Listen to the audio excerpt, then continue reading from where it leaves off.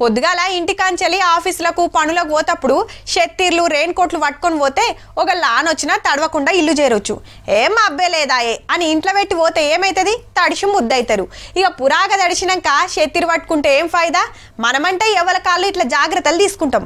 అసొంటిది అందరి మంచి చెడ్డలు అరుచుకునే సర్కారు ఇంకెంత జాగ్రత్తగా ఉండాలి? రోడ్లు చెరువులు కావద్దు, కాలనీల కాల్వలు వారద్దు, తొవ్వల నీళ్లు నిలవద్దు, మ్యాన్ హోల్ తెరిచి ఉండద్దు, ట్రాఫిక్ జాములు కావద్దు, రోడ్ల మీద చెత్తుండద్దు, గల్లీల దోమలు వెరగద్దు, పబ్లిక్ బీమార్లు రావద్దు. అలకగా చెప్పాలంటే ఆనాకాలంలో పతేడొచ్చి తిప్పలు రావద్దని హైదరాబాద్ ఆఫీసర్లకు ఆర్డర్ వేసిండు మంత్రి పొన్నం ప్రభాకర్ సారు. జామ్ అయ్యేటువంటి కేంద్రాలు ఉన్నాయో వాటి దగ్గర ప్రత్యామ్నాయ ఏర్పాట్లు కూడా అక్కడనే స్టోరేజ్ కొంచెం ఒక అండర్ గ్రౌండ్ స్టోర్ పాయింట్ కట్టి ఆనాకాలంలో పట్నం పబ్లిక్ కు తిప్పలు రాకుండా ఏమేం చేస్తే మంచిగుంటదో జీహెచ్ఎంసీ, వాటర్ బోర్డు, కరెంట్ ఆఫీసర్లతోని మీటింగ్ పెట్టిండియాల.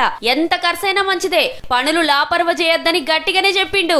అవు మరి సిటీలో సినుకు పడితే విశ్వనగర విశ్వరూపం ఎట్లుంటదో ఎరకే కదా. నాలాలు పొంగి ఇండ్లకు వరద చేరుడు, కాలనీలే మునిగిపోవడు, ట్రాఫిక్ జామ్లు, పబ్లిక్ కు సుక్కలు. తెలంగాణ రాకముందుకిట్లనే వచ్చినాకిట్లనే. గందుకే ఈ సర్కార్ ముందే జాగ్రత్తలు తీసుకుందన్నట్టు తిప్పలు తప్పిస్తానికి. నివాస యోగ్యం లేనటువంటి అన్ని కూడా ఖాళీ చేయబడితే, ఖాళీ చేయబడితే సీజ్ చేయబడతాయి. కూలగొట్టాల్సి కూలగొడతాం. పబ్లిక్ సుతవో జాగ్రత్త తీసుకోవాలట. నీళ్లు ఆగుతాయని రోడ్ల మీద మ్యాన్ హోల్ల మూతలు తీసేరు.